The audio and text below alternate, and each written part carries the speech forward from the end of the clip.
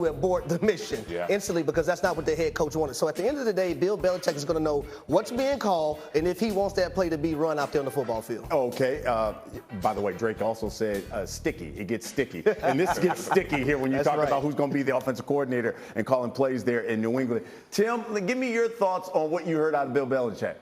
Yeah, listen, I'm not going to quote Drake for you guys, but what I will say is I'm pretty sure that everybody knows that Bill Belichick is in charge. I think everybody knows that that's always been the case, even when Josh McDaniels was the offensive coordinator.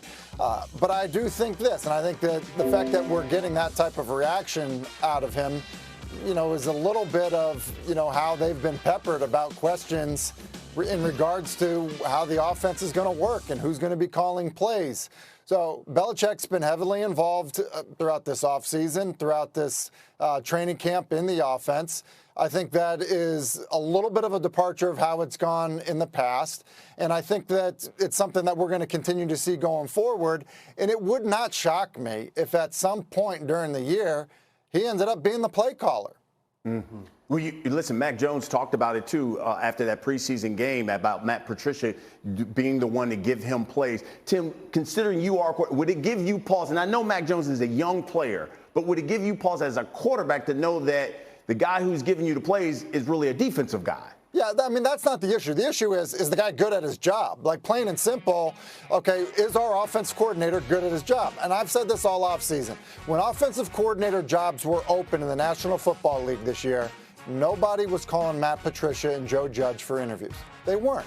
And so what we're doing is we're giving the benefit of the doubt to New England because of Bill Belichick's track record. He's identified two coaches that he believes are good coaches and qualified to have those roles on that team. That's fine. He might be right. He could also be really wrong. And so I think, from that standpoint, I don't think guys care if you're an offensive guy or defensive guy, if you've called plays before or not. Are you good at your job? Are you good at being a play caller, a designer of plays, a game plan each and every week? That's the bigger issue.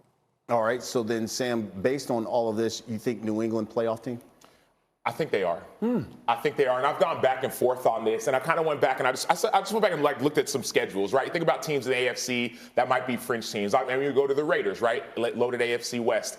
I think a team like the Raiders down the stretch versus a team fighting for that last wild card spot versus a team like the Patriots down the stretch, assuming the Bills win the North, fighting for that last wild card spot, the East. I trust Bill Belichick more.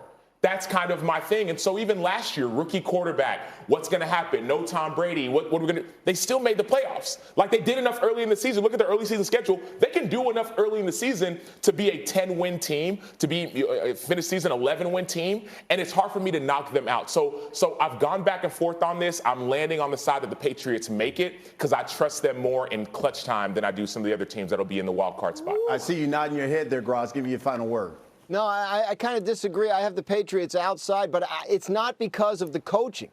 I do trust Belichick to figure out who he likes as coaches, who he trusts, and develop his coaches the way he develops his roster. I just don't know that their roster is as good as the other playoff teams in the AFC. I think there are questions on defense. I think we've heard a lot of concerns about the offensive line throughout this training camp. Not sure exactly, they don't have stars at receiver. That may not matter, but it may. I just don't think personnel-wise on the field that they have what it takes to compete in that very tough AFC. And by the way, they've been riddled with injuries, especially at the cornerback spot, too, during camp. I don't think they're going to make it. No. Not at all. Take a break. Coming up, through the trades, the injuries, the good planning, week one in the NFL is becoming basically revenge week. So which matchup are you most excited to see? We got that and a whole lot more. That's next on Get Up. After injuring his knee, that cut block by Bengals tight end Thaddeus Moss on Sunday night. Now, you guys know this. This block was basically the big debate on Twitter. Was it dirty? Was it not dirty? Graz, you talk to coaches, you talk to front office personnel every day. What was their reaction? Yeah, didn't detect much of an uproar over this. I mean, I didn't hear anything really from the Giants to indicate that they were upset. I didn't hear anything from, people I talked to who know Kayvon Thibodeau. I don't think this was received that way in terms of it being It's the kind of thing, if it was perceived as dirty, there would have been a lot of howling about it yesterday, and I just didn't hear that from people inside the game. Hey, Tim, so a lot of people are asking, should the NFL outlaw the cut block? What do you think? Well, I would just say this. One, it's not illegal and it's not dirty, and it's really what it is. It's split zone. Like, that's the run, and everybody in the league runs it. It's how everybody in the league blocks it. I would say this, and I have not heard this come up yet. That block is actually outlawed in college football this upcoming season.